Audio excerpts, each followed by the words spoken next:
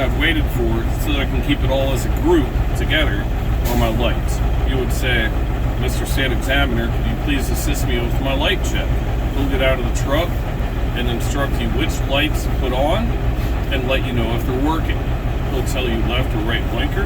You would check your left and right turn signals. He'll say they're good. Then you can check your four-way flasher. He'll let you know if that's working. Then you can check your low beams. He'll let you know if they're good. And then your high beams. Make sure they're working.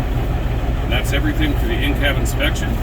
The entire time that you've been doing this whole check, the air pressure has risen as high as it's going to go. Now you can lead into your air brake check. The first thing you're going to do is push your truck into the lowest gear. In this truck, it's first gear. Put it in first gear. Foot still on the clutch. Turn your truck off with it in gear. Now you can come off the clutch. Turn your key back to the on position so that your gauges work. Once your gauges are working and you verify your truck's in first gear, you can push your knobs in. Once you push your knobs in, you're going to have an initial drop of air pressure. You can hear it air hissing from the brake knobs. Once it settles down and your initial drop evens out and stabilizes, now you begin your static air brake test. You should lose no more than 3 psi in a minute. As you can see, I'm still leaking air. I can hear it leaking. Then you would check an applied test. Firmly press the brake. Check for no more than 4 psi of air pressure loss in a minute. I'm still leaking air. We have an air leak. After that's done, you're going to fan your brake pressure down to 60 psi.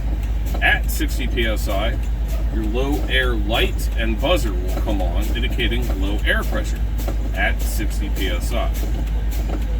I'm at 50 right now, and neither of which have happened. So that's telling me that the low air alarm and light on this truck are not functioning.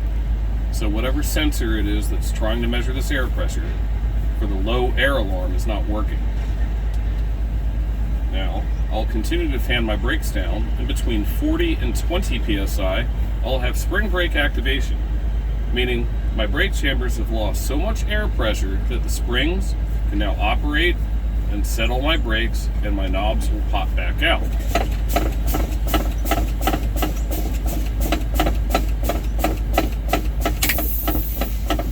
Now my knobs popped out. So, now I will do a safe start once again, back to neutral, clutch in, start the truck.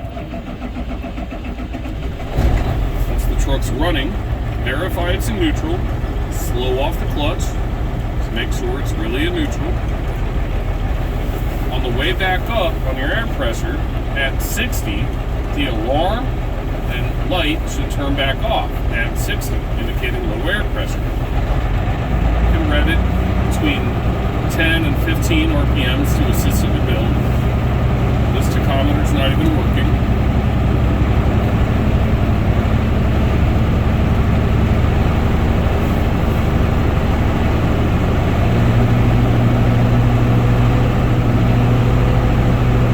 As you can see right now, we're traveling at approximately 25 miles per hour.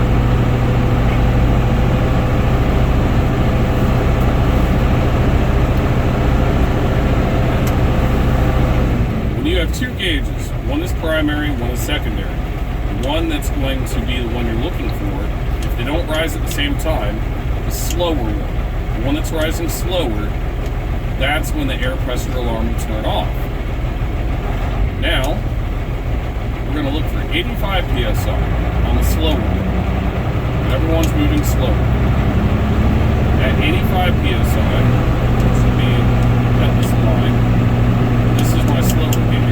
Once it gets to 85,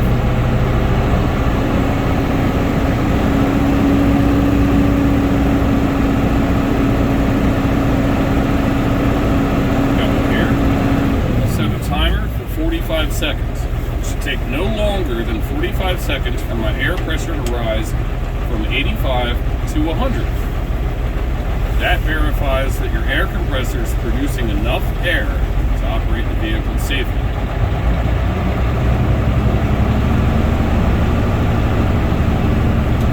And yes, you can rev it again between 10 and 15 to assist them.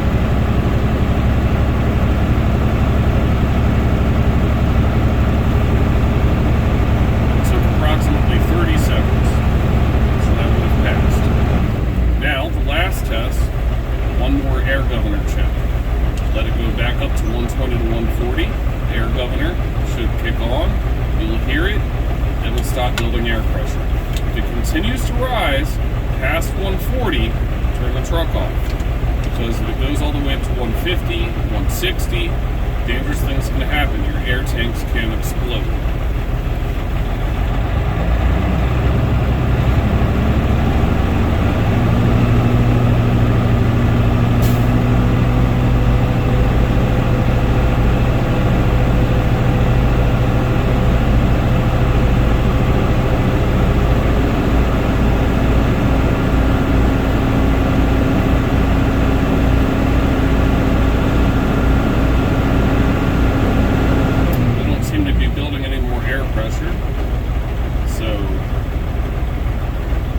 Tell me that my governor kicked on. It's not going to rise anymore.